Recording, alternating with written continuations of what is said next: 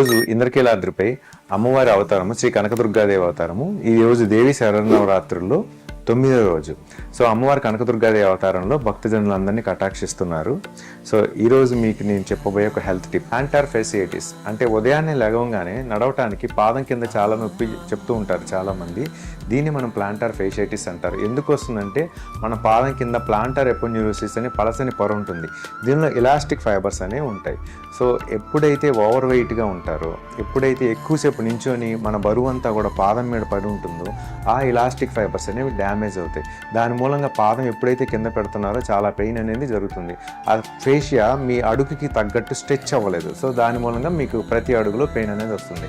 కొంతమందిలో ఇది ట్రీట్మెంట్ సరిగా తీసుకోకపోతే ప్రతి అడుగు పెయిన్ వస్తుంది. చాలా దూరం నడిచినా కూడా పెయిన్ అలానే ఉంటుంది. సో ఇంకా తీవ్రంగా కూడా జరుగుతూ ఉంటుంది అనమాట. సో ఈ ప్లాంటార్ ఫేషియటిస్ ట్రీట్మెంట్ ఏంటి అంటే, సో ఫస్ట్ వెయిట్ ఎక్కువ రాకుండా చూసుకోవటం, బాడీ వెయిట్ తగ్గేటట్టు ప్రయత్నం చేయండి. నెంబర్ 2, మన ప్లాంటార్ ఆర్చ్కి తగ్గట్టు చెప్పల్స్ కానీ లేకపోతే షూస్ కానీ తయారు చేస్తుంటారు. దాటిని ఆర్చ్ ఫిట్ అంటారు. సో ఆర్చ్ ఫిట్ చెప్పల్స్ని మనం వాడుతుండాలి. నెంబర్ 3, సో బాగా ఎక్కువ పెయిన్ ఉన్నప్పుడు హాట్ వాటర్లో కొంచెం సాల్ట్ వేసి, అంటే మనం పట్టగలిగినంత హాట్.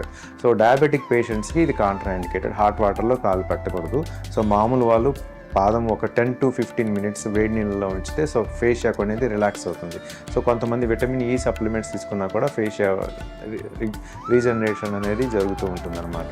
సో అంతేకాకుండా పూర్తిగా ఫిజియోథెరపీ ఉంటుంది. అంటే ఎక్సర్సైజులు చేయాలి. కొన్ని flexion extension exercises, physical therapy చేస్తూ ఉన్నా కూడా స్ట్రెచ్ ఎక్సర్సైజెస్ అంటాం.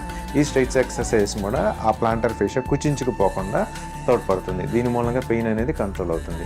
సో దీర్ఘకాలికంగా ఈ పెయిన్ కనుక ఇన్ని చేసినా కూడా కంట్రోల్ కాకపోతే కొన్ని స్టెరాయిడ్ ఇంజెక్షన్లు అనేవి కొన్ని ఇస్తూ ఉంటారు. సో అవి తప్పనిసరి పరిస్థితి అయితే మాత్రమే తీసుకోండి. యూజువల్గా స్టెరాయిడ్ ఇంజెక్షన్స్ తీవ్రంగా ఉంటేనే మనం అవి ఇండికేట్ చేస్తాము. లేకపోతే మామూలు ఎక్సర్సైజెస్తోనే ఈ పెయిన్ కంట్రోల్ అవుతుంది.